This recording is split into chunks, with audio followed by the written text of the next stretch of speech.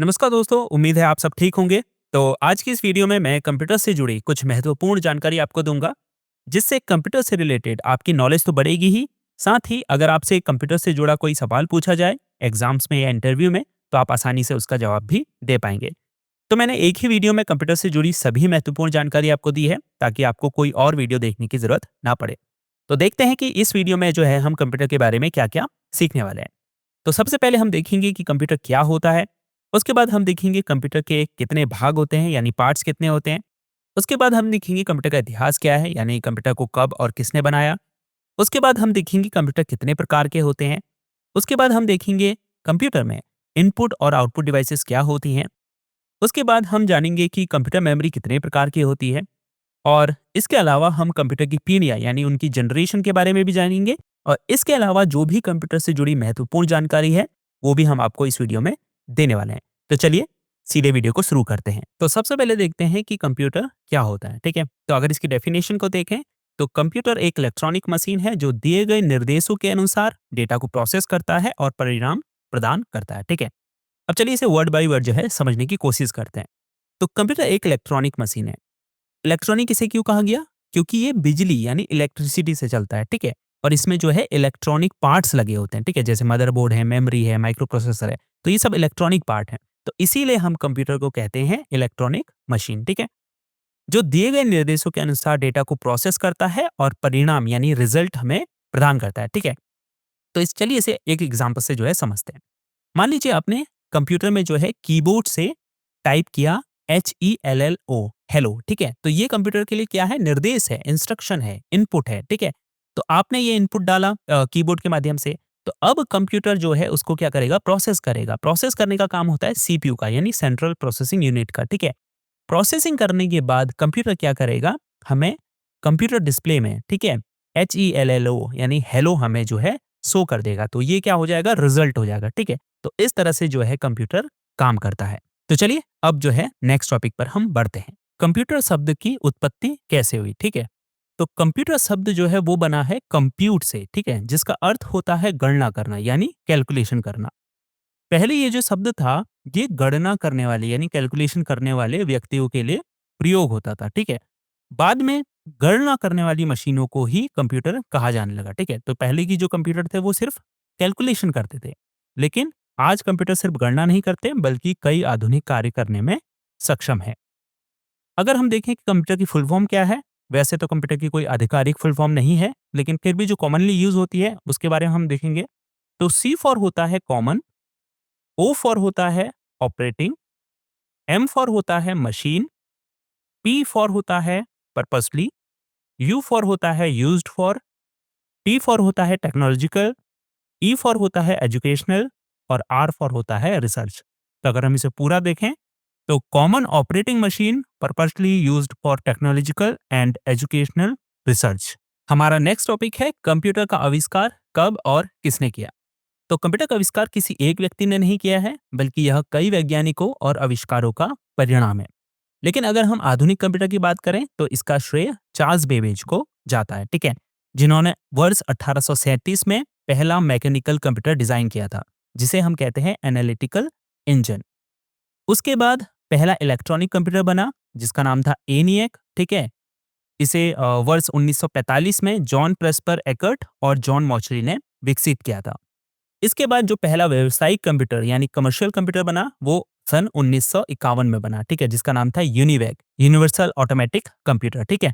तो आज के जितने भी आधुनिक कंप्यूटर हैं, इन्हीं पुराने मॉडलों पर आधारित हैं, ठीक है? तो अगर आप कहें कि कंप्यूटर के जनक कौन है, तो वो फादर ऑफ कंप्यूटर हैं चार्ल्स बेबेज, क्योंकि इन्होंने पहला मैकेनिकल कंप्यूटर जो है डिजाइन किया था। अगला टॉपिक है हमारा कंप्यूटर के कितने भाग होते हैं। तो कंप्यूटर को मुख्य रूप से दो भागों में जो है बांटा जाता है। पहला है हार्डवेयर और दूसरा है सॉफ्टवेयर। तो सबसे पहले देखते हैं कि हार्डवेयर क्या होते हैं। तो हार्डवेयर में कंप्यूटर के भौतिक हिस्से आते हैं यानी फिजिकल पार्ट्स आते हैं, ठीक है?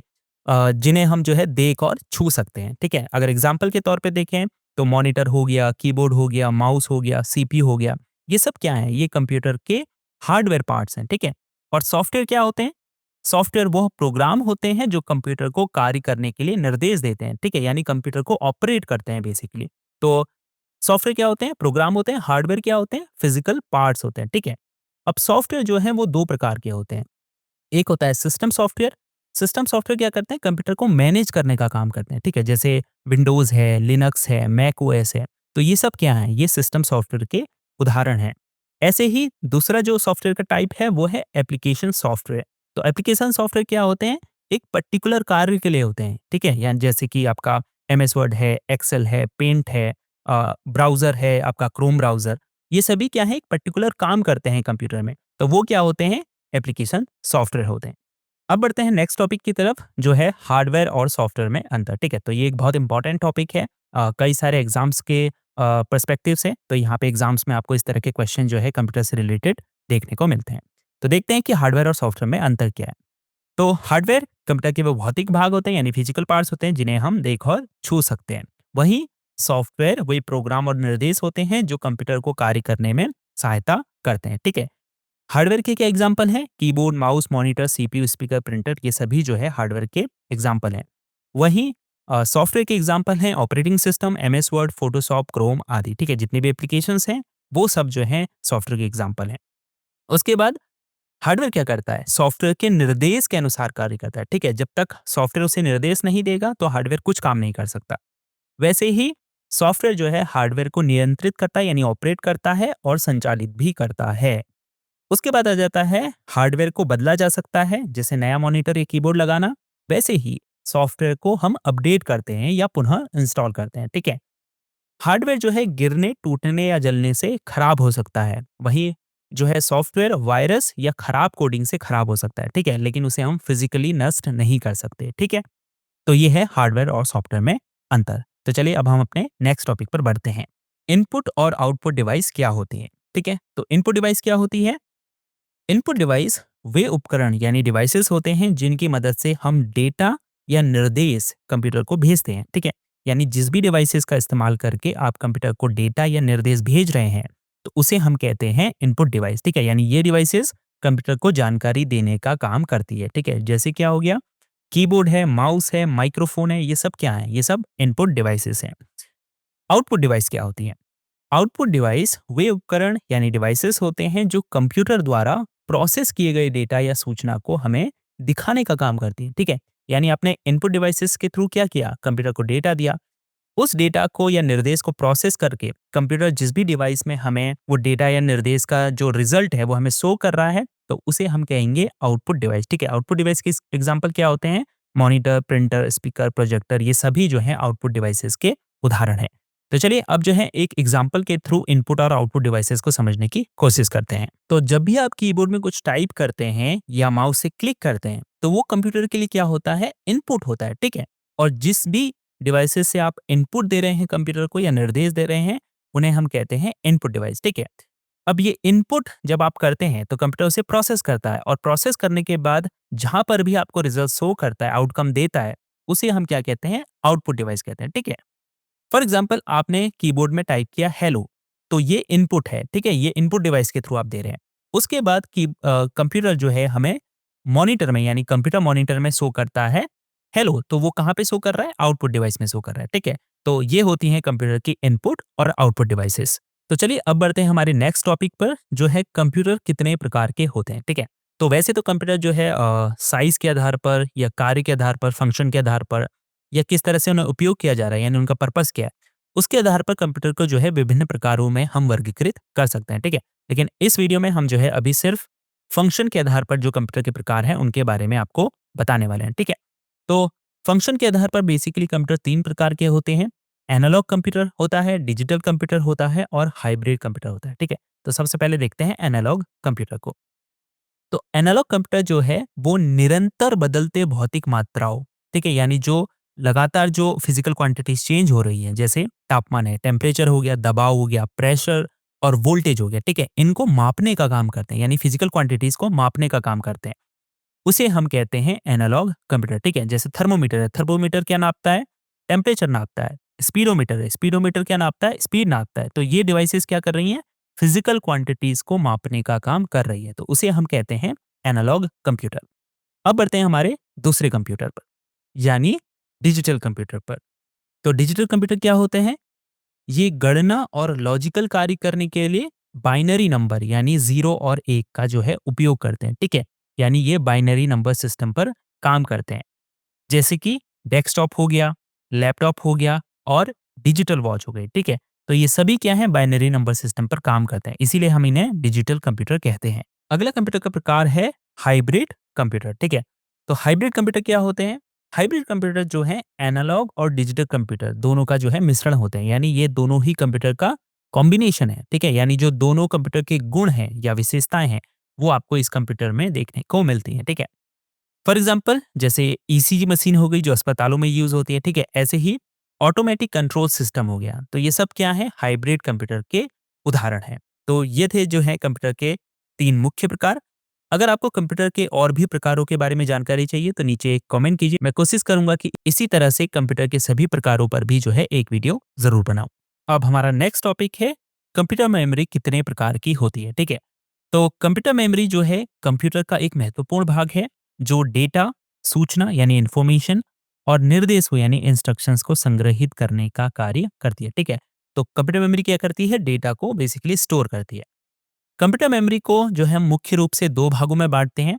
फर्स्ट है प्राथमिक मेमोरी यानी जिसे प्राइमरी मेमोरी कहते हैं और दूसरी है द्वितीयक मेमोरी यानी सेकेंडरी मेमोरी। चलिए इस दोनों ही मेमोरी के बारे में डिटेल में समझते हैं। तो प्राइमरी मेमोरी क्या है? प्राथमिक मेमोरी यानी प्राइमरी मेमोरी को कंप्यूटर की मेन मेमोरी भी कहा जाता है, ठीक है? यानी ये कंप्यूटर की मेन मेमोरी कहलाती है। ये बहुत तेज होती है, लेकिन इसमें डेटा अस्थायी रूप से यानी टेम्पररी रूप से स्टोर होता है, ठीक है? यानी आप इसमें डेटा परमानेंटली स्टोर नहीं कर सकते, ठीक है? प्राइमरी मेमोरी के एग्जांपल्स क्या हैं? रैम हो गई, ठीक है? यानी रैंडम एक्सेस मेमोरी। दूसरा है आपकी रोम, ठीक है? यानी read only memory. Secondary memory क्या होती है? सेकेंडरी मेमोरी यानी द्वितीयक मेमोरी को स्टोरेज डिवाइस भी कहा जाता है। इसमें डेटा स्थायी रूप से यानी परमानेंटली स्टोर होता है, ठीक है? इसका उपयोग बड़ी मात्रा में डेटा को लंबे समय तक स्टोर करने के लिए किया जाता है, ठीक है? यानी जो भी आप अपने कंप्यूटर में डेटा स्टोर कर रहे हैं, जैसे वीडियोज़ हैं, फाइल्स हैं, म्यूज़िक है, तो वो सब कहाँ स्टोर हो रहा है? वो सेकेंडरी मेमोरी में स्टोर हो रहा है, ठीक है? जैसे कि एचडीडी में यानी हार्ड डिस्क ड्राइव में या फिर जो नए ज़माने की स्टोरेज डिवाइस है जैसे एसएसडी, ठीक है? यानी सॉलिड स्टेट ड्राइव, ठीक है? तो सेकेंडरी मेमोरी क्या होती है? डेटा को परमानेंटली स्टोर करती है। यानी जो भी आपके कंप्यूटर में डेटा स्टोर हो रहा है वो सेकेंडरी मेमोरी में स्टोर होता है, ठीक है? और प्राइमरी मेमोरी क्या होती है? तेज़ होती है लेकिन उसमें डेटा टेम्परेरी स्टोर होता है, ठीक है? यानी कंप्यूटर को जो भी काम करने के लिए तुरंत डेटा चाहिए, उस समय पर प्रोसेसिंग के समय पर डेटा चाहिए, वो सब कहाँ स्टोर होता है? रैम और रोम में होता है, ठीक है? लेकिन वो डेटा को टेम्परेरी ही स्टोर करती है। जैसे ही कंप्यूटर का काम खत्म हो जाएगा, वो डेटा इन मेमोरी से इरेज़ हो जाएगा या रिमूव हो जाएगा, ठीक है? तो आपको पता चल गया होगा कि कंप्यूटर की प्राइमरी मेमोरी और सेकेंडरी मेमोरी क्या होती है, ठीक है? तो चलिए अब बढ़ते हैं हमारे अगले टॉपिक पर। कंप्यूटर की पीढ़ियाँ यानी जनरेशन ऑफ कंप्यूटर, ठीक है? तो ये भी बहुत इंपॉर्टेंट टॉपिक है एग्ज़ाम्स के पर्सपेक्टिव से। तो कंप्यूटर की पीढ़ियाँ यानी कंप्यूटर की जनरेशन का जो अर्थ है वो है कंप्यूटर के विकास में हुए बदलाव यानी जो भी डेवलपमेंट हुए और उसमें जो सुधार हुआ या जो चेंजेस हुए, ठीक है? तो उसको हम कहते हैं कंप्यूटर की पीढ़ियाँ, ठीक है? यानी समय के साथ कंप्यूटर का जो साइज था या आकार था या उसकी जो तकनीक थी या स्पीड थी या उसकी जो कार्यक्षमता थी उसमें काफ़ी सुधार हुआ है, ठीक है? तो इन्हीं बदलावों को हम अलग-अलग पीढ़ियों यानी जनरेशंस में देखते हैं या बाँटते हैं, ठीक है? तो चलिए सबसे पहले देखते हैं फर्स्ट जनरेशन ऑफ कंप्यूटर को। तो 1940 से 1956 तक के इस पीरियड में जितने भी कंप्यूटर डेवलप हुए, उन्हें हम कहते हैं फर्स्ट जनरेशन के कंप्यूटर। ये कंप्यूटर वैक्यूम ट्यूब्स पर आधारित होते थे, यानी जो इन कंप्यूटर्स का मेन पार्ट होता था, वो होता था वैक्यूम ट्यूब। ये कंप्यूटर आकार में बहुत बड़े और भारी होते थे। अगर बात करें इनकी स्पीड की तो वो बहुत कम थी और ये बहुत अधिक गर्म भी जो है हो जाते थे। फर्स्ट जनरेशन के कंप्यूटर जो हैं मशीन लैंग्वेज पर काम करते थे, ठीक है? अगर उदाहरण देखें इस जनरेशन के कंप्यूटर्स की तो वो है एनियक, यूनिवेक और एडवेक, ठीक है? तो ये है एनियक जो काफ़ी बड़ा था जो लगभग पूरा एक रूम जो है वो ले लेता था। तो ये थे फर्स्ट जनरेशन के कंप्यूटर। तो सेकंड जनरेशन के कंप्यूटर जो हैं 1956 से 1963 तक डेवलप किए गए, ठीक है? इन कंप्यूटर में ट्रांजिस्टर का उपयोग किया गया था, यानी इन कंप्यूटर्स में जो है सेकंड जनरेशन के जो कंप्यूटर थे, उन्होंने वैक्यूम ट्यूब को रिप्लेस करके ट्रांजिस्टर्स का जो है यूज़ करना शुरू कर दिया था। ये पहली पीढ़ी के कंप्यूटर से छोटे थे, तेज़ थे और अधिक जो है विश्वसनीय थे। इनका उपयोग असेंबली लैंग्वेज में किया जाता था। अगर बात करें सेकंड जनरेशन के कंप्यूटर की कुछ उदाहरण की, तो वो है IBM 1401, IBM 7090। ठीक है? तो अगर आप IBM 1401 को देखें, तो ये फर्स्ट जनरेशन के कंप्यूटर से काफ़ी छोटा था, तेज़ था और इसमें जो है असेंबली लैंग्वेज का यूज़ किया गया था। ठीक है? थर्ड जनरेशन के कंप्यूटर 1964 से 1971 तक के थे। इन कंप्यूटर में आईसी यानी इंटीग्रेटेड सर्किट का प्रयोग किया गया था। ठीक है? इसके अलावा ये पहले के कंप्यूटर की तुलना में यानी पहले जनरेशन के जो कंप्यूटर्स थे उनकी तुलना में और अधिक छोटे हो गए थे, तेज हो गए थे और किफ़ायती हो गए थे, यानी बहुत अफोर्डेबल थे। इनमें हाई लेवल लैंग्वेज का उपयोग शुरू हुआ जैसे सी, फोरट्रॉन, कोबोल और आदि। अगर उदाहरण की बात करें तो IBM 360, यूनिवैक 1108 ये थर्ड जनरेशन कंप्यूटर के कुछ उदाहरण हैं। फोर्थ जनरेशन के कंप्यूटर जो है 1964 से स्टार्ट हुए और अभी तक जो है चल रहे हैं, यानी अभी भी जो आप कंप्यूटर्स यूज कर रहे हैं वो फोर्थ जनरेशन के ही कंप्यूटर्स हैं। ठीक है? तो इन कंप्यूटर में जो है माइक्रो प्रोसेसर का उपयोग किया गया था, यानी जो आप सीपीयू देखते हैं, सेंट्रल प्रोसेसिंग यूनिट, वो एक तरह के माइक्रो प्रोसेसर ही हैं। ये बहुत तेज, छोटे और ऊर्जा की कम खपत करने वाले होते हैं। यानी जो फोर्थ जनरेशन के कंप्यूटर हैं वो काफ़ी छोटे हैं, स्मॉल हैं, ठीक है? और फास्ट भी हैं और वो इलेक्ट्रिसिटी बहुत कम कंज़्यूम करते हैं। इनमें ग्राफिकल यूज़र इंटरफेस यानी जीयूआई और इंटरनेट जैसी सुविधाएँ शुरू हुई। ठीक है? तो जीयूआई क्या होता है? जैसे विंडोज़ है जिसमें आप क्लिक कर सकते हैं, आइकन्स वगैरह हैं, ठीक है? यूज़र का इंटरेक्शन रहता है कंप्यूटर के साथ, तो उसे हम जीयूआई बोलते हैं और इंटरनेट जैसी सुविधाएँ शुरू हुई। ठीक है? एग्ज़ाम्पल्स की बात करें तो इंटेल 4004, आईबीएम पीसी, एप्पल मैकिन्टॉश ये सब जो हैं 4th जनरेशन के कंप्यूटर के एग्ज़ाम्पल्स हैं। 5th जनरेशन के कंप्यूटर्स वर्तमान से शुरू हुए हैं, यानी अभी भी कई सारे 5th जनरेशन के कंप्यूटर्स हम यूज़ कर रहे हैं और वो भविष्य में भी जो है आगे चलने वाले हैं। तो 5th जनरेशन के कंप्यूटर्स में आर्टिफिशियल इंटेलिजेंस और मशीन लर्निंग ये सब यूज़ होने वाला है, ठीक है? ये इस पर बेस्ड होंगे। इसके अलावा ये सोचने और निर्णय लेने में सक्षम हैं, यानी ये जो कंप्यूटर्स हैं ये बहुत सारे काम जो है खुद से कर लेंगे। इनका उपयोग रोबोटिक्स, ऑटोमेशन और डेटा साइंस में किया जाता है। उदाहरण देखें तो IBM वॉटसन, गूगल असिस्टेंस और चैट जीपीटी ये जो है 5th जनरेशन के कंप्यूटर्स के कुछ उदाहरण हैं। तो ये थी कंप्यूटर्स की 5 पीढ़ी। तो चले अब हमारे नेक्स्ट टॉपिक पर बढ़ते हैं। कंप्यूटर की विशेषताएं क्या हैं, यानी कैरेक्टरिस्टिक्स ऑफ कंप्यूटर क्या है? तो कंप्यूटर की जो पहली विशेषता है वो है गति यानी स्पीड, यानी कंप्यूटर जो है बहुत तेजी से काम करता है। ठीक है? स्पीड उसकी कैरेक्टरिस्टिक्स है। दूसरा है शुद्धता यानी एक्यूरेसी। कंप्यूटर क्या करता है? 100% सही परिणाम देता है, एक्यूरेट देता है। उसके बाद है भंडारण क्षमता यानी स्टोरेज कैपेसिटी, यानी कंप्यूटर क्या है? बहुत सारा डेटा जो है वो स्टोर कर सकता है। उसके बाद है बहुकार्य निष्पादन यानी मल्टीटास्किंग। कंप्यूटर क्या कर सकता है? एक साथ कई कार्य कर सकता है। उसके बाद है स्वचालन यानी ऑटोमेशन, यानी कंप्यूटर जो है अपना कार्य स्वचालित रूप से यानी ऑटोमेटिकली करता है। उसके बाद आ जाता है संचार यानी कम्युनिकेशन, यानी वो इंटरनेट के माध्यम से आप जो है कंप्यूटर का यूज करके कम्युनिकेट कर सकते हैं पूरे वर्ल्ड में। तो ये है कंप्यूटर की कुछ कैरेक्टरिस्टिक्स। हमारा नेक्स्ट टॉपिक है कंप्यूटर के लाभ और हानि यानी advantages and disadvantages of computer. तो कंप्यूटर का फर्स्ट एडवांटेज है मल्टीटास्किंग यानी बहुकार्य निष्पादन। सेकेंड है स्पीड यानी गति। थर्ड है एक्यूरेसी यानी सटीकता। फोर्थ है स्टोरेज कैपेसिटी यानी भंडारण क्षमता। फिफ्थ है ऑटोमेशन यानी स्वचालन। तो ये कंप्यूटर्स के क्या हैं? कुछ एडवांटेजेस हैं। डिसएडवांटेजेस क्या हैं?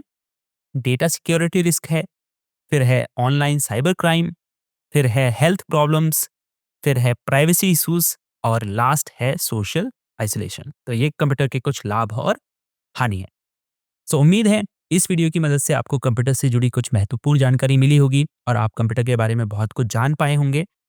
अगर ये वीडियो आपको यूजफुल लगी तो इस वीडियो को लाइक और चैनल को सब्सक्राइब करना बिल्कुल ना भूलें। आपसे मिलते हैं किसी और वीडियो में एक नए टॉपिक के साथ। तब तक अपना ख्याल रखें। Good bye.